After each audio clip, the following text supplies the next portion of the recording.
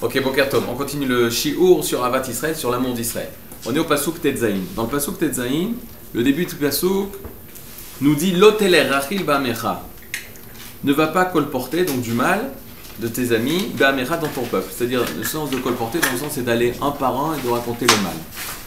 Mais la fin du verset, elle est directement en rapport avec ce premier interdit. C'est quoi la fin du verset? Lotarmod aldam re'echa ani Hashem.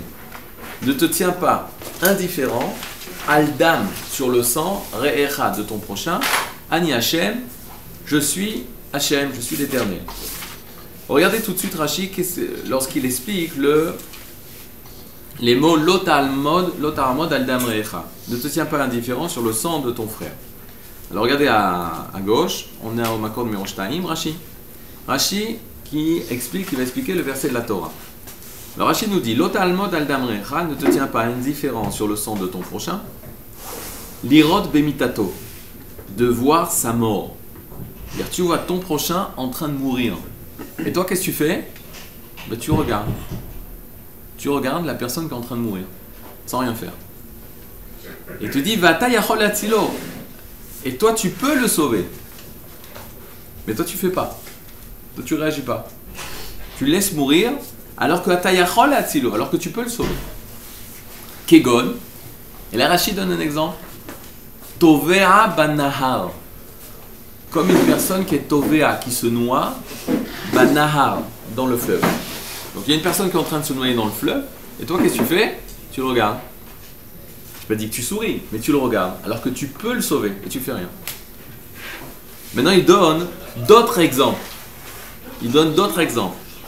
Comme une personne qui se noie banahar, vechaya, ou comme une personne qui est prise par une bête sauvage, bachaya, olistim, baimala, ou listim.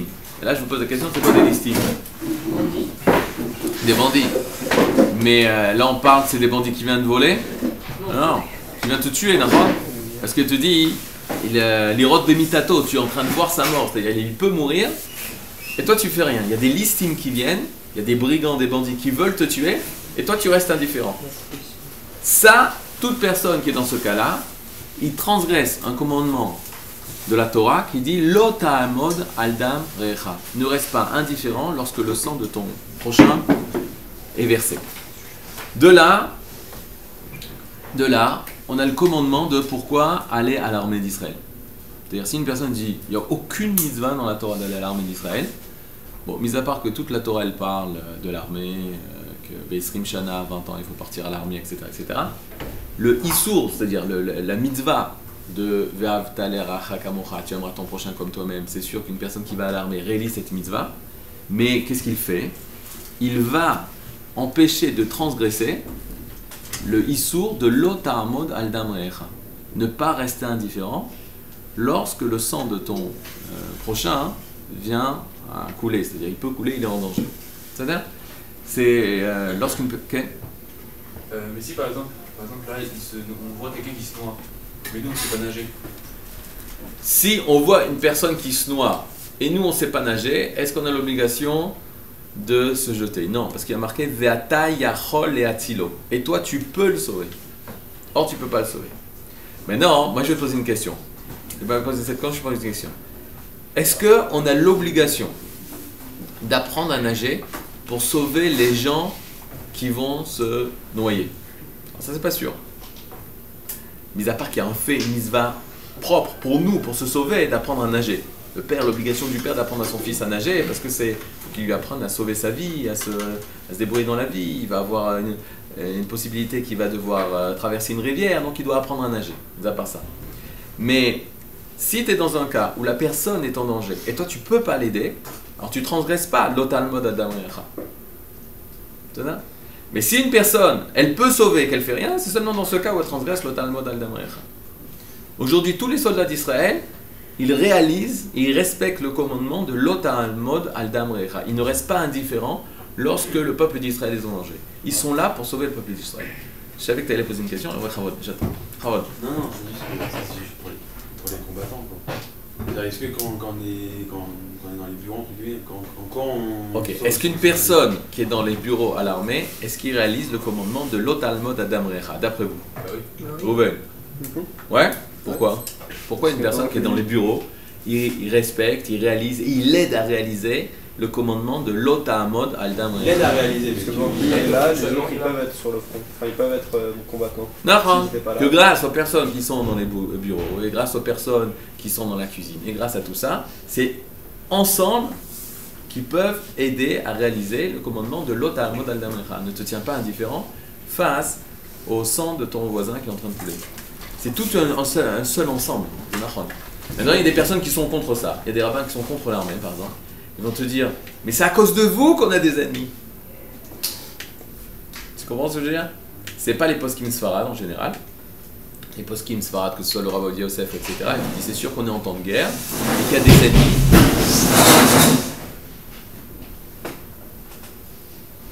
Et qu'on a des ennemis et qu'on doit tout faire pour pouvoir protéger le peuple d'Israël. Et le Rav Yosef, à chaque fois, son petit-fils, il est allé à l'armée, il a béni, il a donné une bracha, etc. Parce qu'il sait qu'il réalise mitzvah de Ve'avta l'iracha kamocha, tu aimeras ton prochain comme toi-même, tu es prêt à donner ta vie pour l'âme Israël. Et l'otamod al damrecha, tu ne restes pas indifférent quand ton frère est en danger. Ça veut dire que pour toi, il n'y a pas de différence entre un combattant et un... Non, il va y avoir après des différences. Qu'est-ce que toi tu peux faire? Tu peux faire petit, beaucoup, peu, moyen, ça dépend, la personne qu'est-ce qu'il fait. C'est-à-dire, à la yeshiva, quand les élèves de Merkaz Arav, on avait demandé au Rav Yehuda, est-ce qu'il veut que ses élèves soient totalement exemptés de l'armée? Et le Rav Yehuda, il nous dit, non, il ne faut pas être exempté de l'armée. Mais, au lieu de faire 2 ans et demi comme tout le monde, ou 3 ans à l'époque, il a dit, je veux leur permettre de devenir Talmidei Chachamim. Et donc, pendant les 10 ans qu'ils sont à la yeshiva, alors, dans ces 10 ans, ils vont faire l'armée. Nombreux élèves qui ont fait 10 ans de yeshiva, ils ont 28 ans. À 28 ans, ils font 6 mois d'armée. Ils ne vont pas faire 1 an et demi, ils ne vont pas faire 2 ans et demi, ils font 6 mois d'armée. Mais ils font le minimum, le Rav Yehuda disait, il fallait faire le minimum pour pouvoir être combattant. C'est ce qu'il demandait de ses élèves. Pour justement réaliser, en temps de guerre, il peut aider. Alors il y a plein de Talmidei Chachamim de Merkaz Arav, des rabbanim qui sont Totranim, qui étaient Totranim, je ne sais plus comment on traduit ça. Comment tu dis Totranim? Artillerie. Voilà. Artillerie. Parce que c'était un cours que tu pouvais devenir combattant en espèce de temps de 6 mois. Des Rofshim, des infirmiers, etc., des choses comme ça. Mais pourquoi? Parce qu'ils aidaient l'homme Israël en étudiant la Torah, en devenant des Talmidei Chachamim, pour enrichir Israël de connaissances de Torah. Et ils étaient capables aussi d'aider, de sauver au front lorsqu'il y avait une guerre. Donc il dit pour respecter le commandement, pour être, et faire partie intégrante du homme Israël. Alors que l'armée, le chef d'état-major de l'époque, il avait dit on n'a pas besoin des Baruch Yeshivot. Tous les Baruch Yeshivot, ils peuvent rester à la yeshiva. Mais il y a ce principe, le lotamod al damrecha. Les chagav, c'est ce qui se passe même quand tu es à la yeshiva et que tu n'es pas sur le front. C'est-à-dire que tu ne restes pas indifférent. Il y a un issour de rester indifférent quand il y a une guerre. Le Rav de Yiratita, qui est un grand Talmid Chacham, le Rav Avigdor Neventzal. C'est un grand Talmid du Rav Shlomo Zalman Oyubar, Zichron Livracha. Il avait 80 ans lors de la guerre, maintenant il est encore plus âgé, mais à l'époque de la guerre du Liban, la deuxième guerre du Liban, alors qu'il était très âgé, il jeûnait tous les jours. Pourquoi il jeûnait tous les jours? Parce que tu ne dois pas rester indifférent quand il y a une guerre d'Israël. Comme par exemple dans la paracha de Noach. Noach, il y a le déluge, il n'est pas allé avec sa femme. Pourquoi? Parce que tu n'as pas le droit de te réjouir quand il y a une période dure pour l'humanité tout entière. Parce qu'il a son cœur, son nefesh, son âme, il vit avec le collectif. Il n'est pas seul, il vit avec tout un ensemble. Ça, on l'apprend de Noir, du Maboul, que c'était une tzara, c'était une souffrance pour toute l'humanité. Il n'y a pas moi et Dieu, c'est moi avec tout l'ensemble face au Créateur. Ken Daniel. De s'engager pour aider les autres, etc. Je comprends, mais à quoi ça sert de se faire souffrir alors que les gens qui souffrent eux-mêmes, ça va rien apporter de spécial. À quoi ça sert de se faire souffrir pour quelque part combattre, alors qu'au final, on pourrait consacrer cette énergie à aider les autres et de manière plus productive, quoi. Vas-y, souffrir c'est quoi? J'ai pas compris. Dans quel cas tu souffres? Pas toi. C'est-à-dire, si par exemple on jeûne parce que ok. Israël Mais c'est pourquoi souffrir? Alors c'est pas à la pensée chrétienne, je souffre, etc. C'est pour éveiller à la tchouva. C'est-à-dire que s'il se passe un malheur dans ce monde, que ce soit des guerres, que ce soit des maladies, toutes les personnes qui sont touchées par cette chose-là, c'est pour nous éveiller à la Teshuvah. Faire prendre conscience des vraies valeurs de la vie, de la véritable importance de la vie. Une personne, par exemple, qui a un deuil dans sa famille, une personne proche qui est niftar, qui est décédée, c'est pas la même personne, il prend pitom conscience des choses véritables de la vie. Quand il y a une guerre, tu prends conscience des choses importantes de la vie. Quand il y a des souffrances ou une maladie, tu prends importance des choses importantes de la vie. Tu comprends? Donc le fait de jeûner, ça l'éveille à la Teshuvah. C'est que pour éveiller pour la Teshuvah. De sentir le tsahar. Lui, ça l'éveille, mais qu'est-ce que ça fait aux autres? Alors, un achinami, que des personnes, parce qu'ils vont... Il n'y a pas un but de jeûner et d'être faible, et à cause de ça, tu vas moins étudier la Torah, tu vas moins aider les gens. Mais lui, à son niveau, il te dit comment je peux aider l'homme Israël et comment je peux m'éveiller encore plus à la Teshuvah, c'est en jeûnant. D'ailleurs, c'est ce qui se passe quand on a l'obligation, ça a été institué par nos Khamim, quand il n'y a pas la pluie par exemple. Il y a des jeunes qui sont institués pour éveiller le peuple à la Teshuvah, de sentir, hey, il y a quelque chose qui se passe là. Quand tu jeûnes, ça veut dire stop, et la vie elle s'arrête là, il y a quelque chose qui se passe, il faut changer, il faut s'éveiller. Des jeunes collectifs. Non, des jeunes collectifs. Mais si jeûnent tout seul, ça va faire avancer la situation. Parce que tu es tzaddik, il y a Sodolam. Parce que la personne qui change, elle influence, que tu le veuilles ou pas. Toi, tu es dans ta chambre, au Mahomir, tu es en train de changer, de faire tchouva, ça influence la chambre, ça influence l'étage, ça influence tout le bâtiment de la Pnimia, toute la yeshiva, tout Yerushalayim et le monde. Tu as des zones d'influence qui font des zones d'influence vers les mondes extérieurs qui sont à l'extérieur de toi. Heureusement qu'il y a ça. Heureusement qu'il y a ça. On dit que quand le tzaddik il fait teshuva, le monde il fait teshuva. Quand on dit la Gemara, il te dit une personne qui fait une avera, il a honte de cette avera, on lui pardonne à lui et au monde entier. Parce qu'il fait une telle teshuva qui fait faire des influences positives au monde extérieur. Ça qui est fort dans l'homme. C'est pas juste moi et c'est tout. C'est moi et les zones d'influence. Et donc quand moi j'arrive à faire teshuva, j'éveille le peuple d'Israël. Parce qu'on apprend encore, c'est Yaakov et Beershava. Yaakov il est parti de Beershava. Quand il quitte, pourquoi on parle de le tzaddik qui quitte la ville? Parce que c'est Rochem, ça marque les gens. Ah, il y avait un tzaddik. Et il part et on sent le manque. Ou quand un grand rave, il décède. Quand le rave de Yosef, il est au Niftar, ça fait maintenant, ça a été l'Azkar il n'y a pas longtemps. Quand le rave de Yosef, il est Niftar, putain, les gens ils sont réveillés. Il y a un éveil parce que tu sens le manque du tzaddik. Il manque et tu veux combler, c'est ça le but. Donc chaque manque, ça appelle à compléter ce manque. Donc une personne quand il va jeûner, il va compléter ce manque. Même quand nos jeûnes, le but du jeûne, Rafetz Chaim dit dans Mishnah Bora, le but du jeûne c'est pas jeûner, c'est pas ne pas manger. C'est par le fait que tu jeûnes, que tu t'éveilles à la teshuva, que tu t'éveilles à vouloir compléter. Le monde n'est pas parfait. Tu prends conscience que le monde n'est pas parfait, que la vie n'est pas parfaite, qu'il y a la vie qui a un manque. Ça c'est grâce au fait qu'au niveau du corps, tu souffres. Et non, il n'y a pas un idéal. Le Rav Kook, il se moquait des Bachur Yeshivot qui jeûnaient. Il dit, mais tu jeûnes, tu vas être faible. Et si tu es faible, tu ne vas pas pouvoir étudier la Torah, donc tu ne vas pas pouvoir t'élever. C'est dommage. Il faut que tu sois en pleine force. Mais il y a des périodes et des moments où oui, les Rachamim nous disent, là il faut jeûner. Par exemple en guerre, quand il n'y a pas la pluie, etc. Okay. Comme vous avez dit tout à l'heure, comme les bureaux, eux ils aident ceux qui sont combattants. Ben, ceux qui vont à la yeshiva, qui ne vont pas à l'armée, mais ils aident aussi ceux qui vont à l'armée parce que ça les protège. Est-ce que les personnes qui sont à la yeshiva et qui ne vont pas à l'armée, est-ce qu'ils aident aussi le Ham Israël? Ouais. La réponse elle est...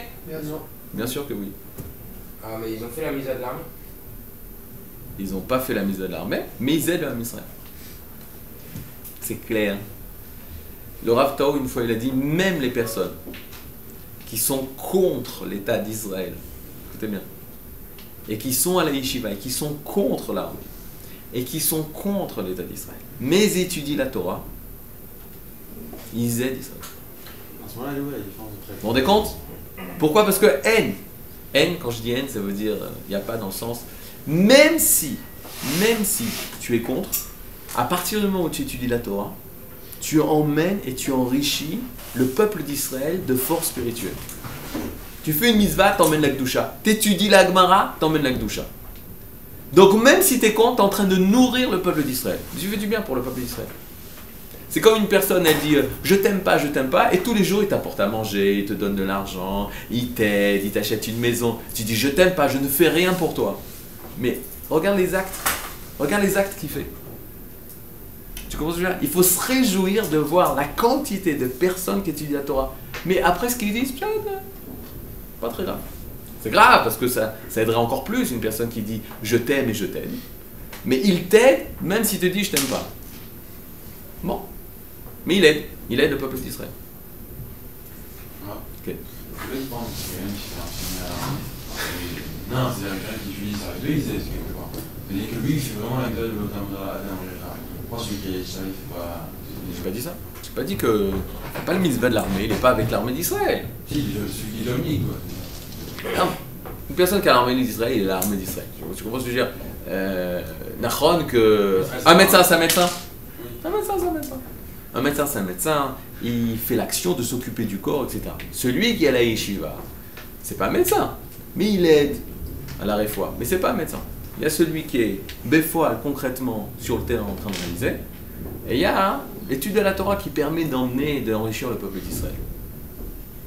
Chacun il a son rôle. Mais c'est clair que le but, c'est autre part, d'aider le peuple d'Israël. C'est vrai qu'il n'y a pas d'idéal de guerre. Il n'y a pas d'idéal de guerre dans l'armée d'Israël. On prie tous les jours qu'il y ait le shalom. Qu'on n'ait plus besoin d'armée. Il n'y a pas d'idéal. Mais lorsqu'il y a des ennemis, alors on doit, nous en tant que peuple d'Israël, se lever et se défendre. Et les gens qui font ça, waouh! Une fois, le Rav Steinman, il n'y a pas si longtemps que ça, il y a 2-3 ans, il avait dit à Seba Yeshivot, il a parlé il n'est pas Rosh Yeshiva de Pomniovitch, mais il avait parlé aux élèves de Pomniovitch, il leur a dit, des Chayalim, regardez la Messirut Nefesh qu'ils ont. Regardez la Messirut Nefesh qu'ils ont. 24 heures sur 24, ils sont sur le terrain. Alvaï que nous, quand on étudie la Torah, on soit comme eux dans la Torah, eux qui sont sur le terrain 24 heures sur 24. Pourquoi? Parce qu'il est en Barouk, il est conscient qu'il se donne pour le peuple d'Israël. Maintenant, est-ce qu'un élève de l'Yeshiva, un soldat d'Israël, quand il combat, quand il aide l'âme Israël, qui donne sa vie pour Israël, qui donne toutes ses forces pour Israël, est-ce qu'il connaît plus un Tosfot ou un Rashi? Non, c'est un autre sujet. C'est-à-dire, il est Kulo Avat Israël, Kulo Shayachut Am Israël. Le Rav Zuckerman disait à chaque fois que je reviens de Milouim, faisait ses Milouim. Milouim, c'est après que tu as fini l'armée, tous les ans tu retournes à l'armée pendant 3 semaines. Quand je revenais de Milouim, il disait j'étudie encore mieux la Torah. Pourquoi? Parce que quand je suis allé à l'armée, je me suis rempli d'amour d'Israël. Et plus tu aimes Israël, quand tu étudies la Torah, tu prends encore plus conscience de faire du bien pour Israël. Donc faut pas voir ça contre ça. C'est tout un seul ensemble. Alors ben haut, il y a aider Israël au niveau de sa neshama, son âme, en étudiant la Torah. Aider Israël au niveau de son corps, c'est médecine, l'armée, tout ça, etc. Mais c'est tout le but, c'est d'aider Israël. C'est ça? Ouais. Ici, on parle que d'une mort physique ou aussi spirituelle. Attends, excuse-moi, avant que je te dise quelque chose, le Rav Shlomo Zalman Auerbach, pour voir ça dans le sens inverse, il habitait chez Arei Chesed. Rav Shlomo Zalman Auerbach, moi je me rappelle, je venais d'arriver en Eretz Israël, il est niftar. Il est niftar en 93, 94, 1900. Le siècle avant. C'est-à-dire le siècle avant, vous étiez né, je sais pas. En tout cas, 1993, 1914, je ne sais plus exactement, il y avait 150 000 personnes. Et ça les va. Ok, alors à Yosef, il y avait 1 million de personnes. Mais lui, il y avait 150 000 personnes. Les journalistes, ils se sont demandé, mais pourquoi il y a eu autant de personnes, on ne le connaissait pas, ce Rav. C'était un Rav qui était inconnu des journalistes. C'est le Rosh Yeshiva, c'est le Rosh Yeshiva de Kol Torah. Bet Vegan, Kol Torah, Grand Yeshiva, c'était le Rosh Yeshiva de Kol Torah. Et lui, c'était un grand Talmid Chacham. Il habitait chez Arei Chesed, à côté de Rechalia, et sa yeshiva allait à Beit Vegan. Et tous les jours, il faisait le chemin chez Arei Chesed, Beit Vegan. Il était âgé, il y avait un chauffeur de taxi qui le prenait, et qui faisait le voyage, qui l'emmenait et qui le ramenait tous les jours. Et il raconte, le chauffeur de taxi, il raconte qu'à chaque fois, il s'arrêtait à Har Herzl, au mont Herzl, là où les soldats ils sont enterrés. Et il s'arrêtait, il descendait de la voiture, il disait à son chauffeur de taxi, il y a des gens qui voyagent en Chutz Laaretz, sans dire de nom, en Chutz Laaretz, pour se prosterner et prier sur les tombeaux des tzadikim. Il y a des gens qui vont jusqu'à Tzvat pour se prosterner sur les tombeaux des tzadikim. Et lui disait, mais pourquoi ils ne viennent pas ici? C'est ici qui sont enterrés, les tzadikim. Et de qui il parlait? Des soldats d'Israël. Pourquoi? Parce qu'on sait, la Gemara qui dit, qu'une personne shemet al kiddush Hashem, une personne qui est morte en sanctifiant le nom de Kadosh Baruch Hu, même les plus grands tzadiks, ils ne peuvent pas se tenir à l'endroit où ces gens se tiennent, après leur mort. Et de qui on parle? D'une personne qui est morte parce qu'il était juif, qui a été tué parce qu'il était juif. Ça, c'est des personnes mortes. Mais les personnes vivantes, un achinami aussi, une personne qui vit et qui annule totalement sa personnalité et qui est koulo Israël, que pour Israël, il est au même moment, il est kadosh. Alors, ce que Manachev dit, l'uniforme de Tzahal, c'est Madé Akdusha, l'uniforme de sainteté. Pourquoi? Parce que de la même façon que le Kohen, ses habits étaient kadosh, parce que quand il s'habille en Kohen, c'était pour entrer en fonction de servir Israël. Un soldat, quand il met ses madim, son uniforme, il rentre en fonction pour servir Israël. Donc il s'élève à un autre niveau de sa personnalité, de son identité. L'identité d'Israël, là-bas la Kedusha. Et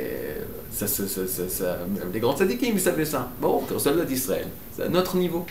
Maintenant, ça ne veut pas dire qu'il est tout le temps à ce niveau-là. Des fois, quand il enlève les madim, ou quand il arrête le soda, il tombe. Parce qu'il n'arrive pas à réaliser cette doucha dans la vie de tous les jours, en disant Modéani, en mettant les tefilines, en édition de la Torah, etc.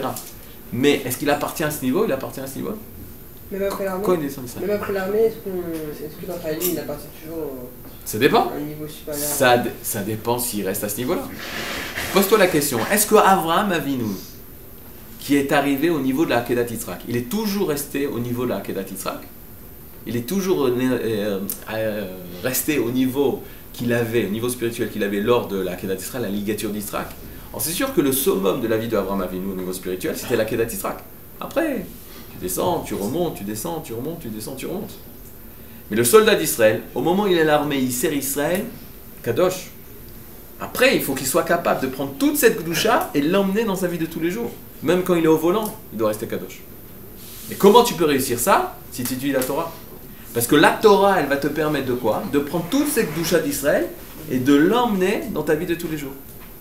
Donc un homme qui fait une carrière dans l'armée durant toute sa vie, c'est-à-dire qu'il est plus Kadosh que... C'est-à-dire qu'il a un niveau spirituel très élevé, mais là, je te rends compte qu'il enlève tout son égoïsme. Il ne pense pas à sa vie personnelle, il ne pense pas à ses besoins personnels, il ne pense pas à lui. Il donne pour les autres. C'est un grand niveau, c'est pas un grand niveau, c'est un niveau extraordinaire.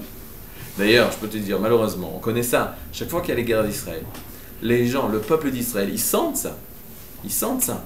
Ils vont voir les soldats, ils remercient les soldats. Et tu vois, des personnes qui sont à un autre niveau spirituel. À ce moment-là, ça ne veut pas dire qu'après, quand il sort de l'armée, il va tomber. C'est pour ça qu'une personne qui est pleine de Torah, qui est Torah, lorsqu'il va aller rencontrer ce niveau de Gdusha énorme, qui s'appelle le niveau de vivre pour le collectif d'Israël, il rencontre la Gdusha, mais lui, il est capable de prendre cette même Gdusha et après de l'emmener, même aux toilettes. De rester selon la volonté de Kadosh Baruch Hu, même dans les toilettes, même en mangeant, même en parlant. Alors que c'est dans la vie de tous les jours, une personne qui n'est pas Torah, de prendre la Gdusha qu'il a rencontrée, par exemple dans l'armée d'Israël, c'est difficile de l'emmener dans sa vie de tous les jours. Mais le principe, il est, la Gdusha, elle est dans le klal, la Gdusha, elle est dans le collectif. Ces personnes qui sont prêtes à donner leur vie pour le collectif et vivent pour le collectif, ça, ils atteignent le niveau de Gdusha. C'est ça? Donc, l'otal modal d'Amreacha, c'est une personne qui reste indifférent par rapport... Donc on n'a pas le droit de se rester indifférent par rapport à le cas de danger du peuple d'Israël. Yudzaïn, lotisna et achicha bilvavecha. Il est interdit de haïr, lotisna, tu ne haïras pas, sonner, et achicha, ton frère, bilvavecha, dans ton cœur. Donc on a l'interdiction de haïr son frère dans son cœur. Donc qu'est-ce qu'il faut faire? Il faut lui dire. Il faut lui dire. Il t'a fait quelque chose de mal, tu dois parler avec lui. Tu ne dois pas garder dans ton cœur de la sina. Interdiction de garder dans son cœur la sina. Ken Daniel. Et dans certains cas, on a une haine qui n'est pas forcément justifiée. Et dire cette haine, ce serait plus de peine qu'autre chose. En fait. Le but de dire et d'exprimer, c'est pour pouvoir réparer. Si tu penses que ça va gâcher, ça va empirer la situation, tu n'auras pas le droit de dire. Par exemple, ça me rappelle par rapport à la Ilchon de la Shonara, est-ce qu'il y a une grande question? Tu dois faire tes shuvas. Si une personne elle a volé, elle doit rendre l'argent. Si une personne elle a cassé quelque chose, elle doit rembourser, etc. Si une personne, elle a fait du Lachon Hara sur Shimon, donc il a parlé du mal de Shimon, et Shimon il ne le sait pas, est-ce que tu dois aller voir Shimon pour lui demander pardon et lui dire, tu sais Shimon, j'ai dit du mal de toi, etc. etc. Alors Kaniré, au niveau de la halakha, on est posé que non, on ne doit pas raconter ça à Shimon, parce que ça risque de faire quelque chose pire que ce qui était avant. Shimon il ne savait pas, et il ne le sait pas, donc tu ne vas pas commencer à lui dire, je t'ai dit du mal, parce qu'il risque de mal le prendre. C'est ça? Maintenant, si tu sais que Dafka c'est bien et Shimon il va pas mal le prendre, alors tu as le droit de le dire et pour toi c'est bien parce que ça te nettoie encore plus. Mais c'est clair que le but c'est rétablir la relation entre Shimon et moi. Maintenant, ici il y a marqué Lotisna et Taricha Bilvavecha. Pourquoi Bilvavecha? Parce que Amadat Panim, vous savez ce que ça veut dire la Hamid Panim Beivrit? Ça veut dire faire comme si que tout va bien et que de l'intérieur, même si tu te comportes bien et tu continues à lui faire kavod, si à l'intérieur de ton cœur tu as de la kpeda, comment on dit kpeda, t'es pas bien avec lui, tu te montres t'as un rancœur ou des choses comme ça, de la rancœur, ouais, super. Ça, tu transgresses l'otisna et tarichal bilvavecha. Bilvavecha, dans ton cœur, tu n'as pas le droit de garder la sina dans ton cœur. C'est-à-dire la sina, c'est pas seulement au niveau des actes, du faire du mal contre la personne, c'est dans son cœur. La suite du pasouk, ça vient pour peut-être réparer ça. Ochear tochiar et amitecha, velotissa à la frette. Ochear, ça veut dire quoi? Ça vous rappelle quel mot Ochear? Chazak. Ochear, ça veut dire prouver. Les Ochiar, ça veut dire prouver. Une Ochacha, c'est une preuve. C'est-à-dire? Donc, une personne qui connaît ce mot, il dit Ochear, c'est prouver. Mais ici, dans le texte, c'est pas prouver. C'est faire des remontrances. Tochacha. Tochecha. Une Tochecha, c'est une remontrance. Mais le vrai signification, c'est ce que tu as dit, Elliot. Et après, on va expliquer pourquoi c'est le même mot. Alors, qu'est-ce que nous dit la Torah? La Torah, elle nous dit Ochear, faire des remontrances. Tochiar, tu feras des remontrances. Et amitecha, à ton ami.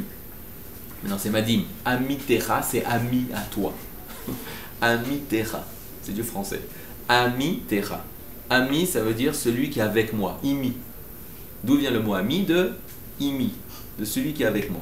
Amitecha, de ton ami. Donc, fais des remontrances à ton ami. Velotissa à la frette. C'est quoi velotissa à la frette? Et qu'il fasse plus de fautes. Tu vois ton ami qui est en train de faire une faute, tu as une mitzvah de tochecha, tu as une mitzvah de faire des remontrances. Tu vois une personne qui se lève pas à la tefila, tu vas le voir, tu dis tu comprends rien à la Torah, tu n'auras pas de olam haba, il faut que tu fasses la tefila. Tu vois une personne qui dit la Lachon Hara toute la journée, tu dis arrête de parler, t'as pas le droit, etc. Ça se passe comme ça ici, on va bien? Non. Non? Ben voilà, vous transgressez, il faut faire des remontrances. Et là, le Chafetz Chaim, il pasak la halakha, il a fixé la halakha, qu'à notre génération, plus personne n'est capable de faire de tochechot. Vous entendez ça? À notre génération, plus personne n'est capable de faire des remontrances. C'est plus capable de les faire, n'est plus capable de les recevoir. Ni de les faire, ni de les recevoir. Ni de les faire, ni de les recevoir. Donc aujourd'hui, c'est comme si on est p'tourim de faire mitzvah tochecha. Maintenant, regardez plusieurs étapes. Une fois, on était en cours de Gemara. Dans le cours de Gemara, chez l'Orav, on était autour de lui, etc. Oh, en tout cas, c'est Miouchan. À un moment donné, il y avait un élève. Dans le shiur, il prend une pièce de 10 agorotes. Je me rappelle comme c'était ce matin. Il prend une pièce de 10 agorotes, il la met dans la bouche. Il la met dans la bouche, la pièce. C'est-à-dire, au même moment, le Rav il s'arrête. Et il lui dit Assour, t'as le dam akatou bagmara, c'est interdit. Tu sais pas ce qui est marqué dans la Gemara? Qu'on n'a pas le droit de mettre des pièces dans la bouche. C'est que Gemara même fait wesh. Quand le Rav Zuckerman dit comme ça, peut-être qu'il vaut mieux souffrir au Guinam plutôt que d'entendre ça du Rav. On était tous comme ça, on était terrorisés. Et l'élève, tout de suite, il enlève, il met dans sa poche. Ça marche? Ça, c'était le matin. C'était mercredi matin. Le mercredi soir, moi, j'étais à la yeshiva, mais j'allais en cachette chez le Rav lorsqu'il donnait un cours à des élèves. Il y avait un groupe d'élèves qui n'étaient pas de la yeshiva. Il donnait cours et moi, je m'asseyais dans le coin, comme ça, derrière un mur. Il savait que j'étais là, mais si je ne voulais pas montrer ma présence, j'étais jeune. Et à un moment donné, il fait un cours sur Ahava. Voilà, il fait un cours sur Ahavat Israël. Il commence à dire Ayom, Assour les Ochiar. Aujourd'hui, de nos jours, interdiction de faire des remontrances à personne.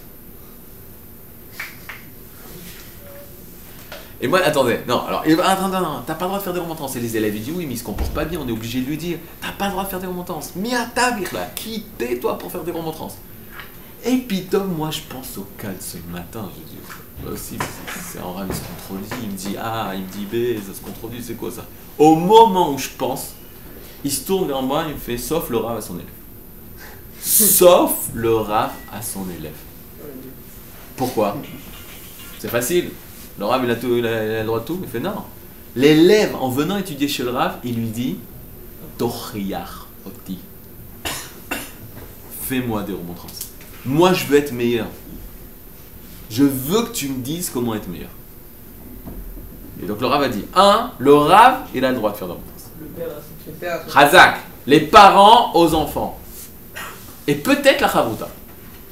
Et peut-être la chavruta.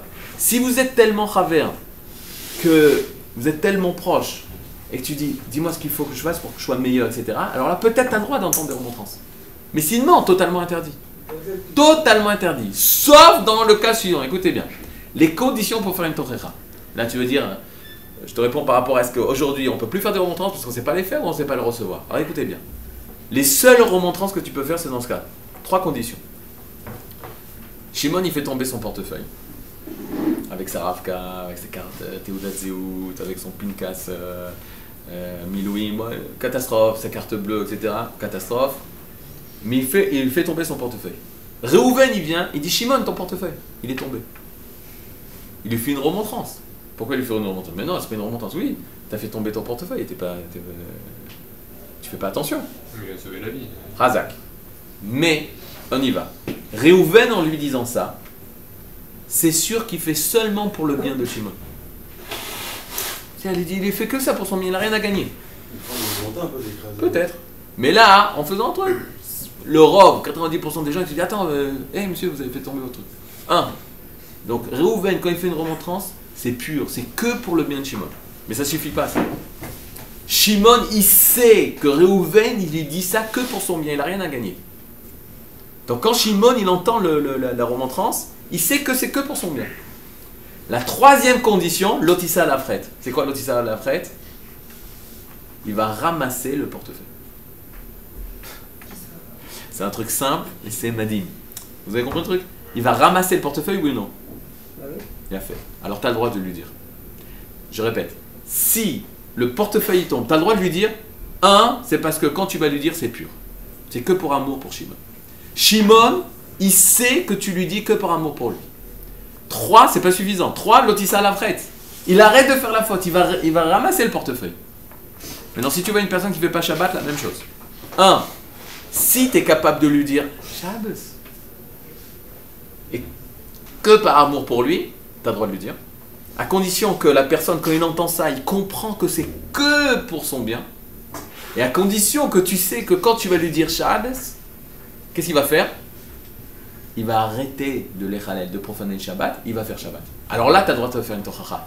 Sinon, sheket. Sheket. Et je raconte une histoire qui s'est passée à Yafo il y a 100 ans. Il y a 100 ans, à Yafo, il y avait un Rav que vous ne connaissez pas, il y avait le Rav Kook, Avraham Yitzhak Kook, le grand rabbin d'Israël. Il n'était pas encore le grand rabbin d'Israël, il était le grand rabbin de Yafo. Et dans la Beth Knesset, le Rav il rentre, et tout le monde commence à parler. Il y a du bruit. On ne comprend pas, les Ashkenazim en général, ils ne parlent pas dans la Beth Knesset. C'est seulement chez nos frères, je ne sais pas qui parle dans la Beth Knesset. Lui, il ne parlait pas dans la Beth Knesset. Et il commence à dire Shmuel Hassan là, au Patar Chanuto Be Shabbat. Shmuel, le cordonnier, il a ouvert son magasin Shabbat. Et là, les gens, ils ont voulu aller voir Shmuel, le cordonnier. Et quoi faire? Ils commençaient à lui dire Mechalel Shabbat et Pharisien, tu profanes le Shabbat devant tout le monde. Et peut-être lui casser son magasin, et peut-être lui brûler son magasin, parce qu'il fait pas Shabbat, et parce que c'est une honte, il fait ça devant tout le monde. Comment c'est possible? Un juif fait ça Shabbat. Le Rav Kook il dit Al tasu shum davar, ani metapel bede. Ne faites rien, c'est moi qui m'occupe de l'histoire. Ils ont fait la tfila. Après la tfila, toute la communauté arrive devant le magasin de Shmuel Hassan-Lar, devant le magasin de Shmuel le cordonnier. Shmuel Hassan-Lar, il voit le Rav Kook, etc. Le Rav Kook, il arrive avec son talit de Shabbat, son shtreimel, ses péotes. Rav Kook, Il lui dit Shmuel, Shabbat Shalom. Et il lui serre la main, il est dans son magasin, avec son tablier, ses outils, etc. Il dit Shmuel, Shabbat Shalom, Shmuel, Shabbat Shalom. Et il part. La communauté comprend, elle dit c'est quoi ce Rav? Qu'est-ce qu'il nous a envoyé? Quel est le Rav que le Chafetz Chaim nous a envoyé? Parce que le Chafetz Chaim c'est lui qui a nommé le Rav Kook pour être Rav, etc. C'est qui ce Rav là? Motzei Shabbat, Shmuel, à Sanlar, le cordonnier, il arrive chez le Rav. Boré, Rav, j'ai pas le choix, j'ai plus d'argent, j'ai des dettes, j'ai des gens, j'étais obligé d'ouvrir Shabbat. Boré. Alors il dit t'inquiète pas, il a trouvé de l'argent, il a prêté, il a truc. Zé Ahavat Israël. Zé Ahavat Israël. Im Zé Mitoch Ahava. Si c'est par amour, ça marche. Si c'est pas, attends, moi je sais, toi tu sais pas. Moi je vais te montrer que c'est moi qui ai raison. Moi j'utilise la Torah ou Hachem pour dominer et écraser l'autre, ça marche pas. C'est seulement Mitoch Ahava, moi. Et le Rav, Chafetz Chaim nous dit, aujourd'hui il faut faire attention. Qui à ce niveau de Ahava, c'est un Rebdika. Il faut vérifier. Kanya, pas tout le monde, seulement si tu sais à 1200% que ça va marcher. Boker Tov et Kula. ערוץ מאיר, יהדות באהבה.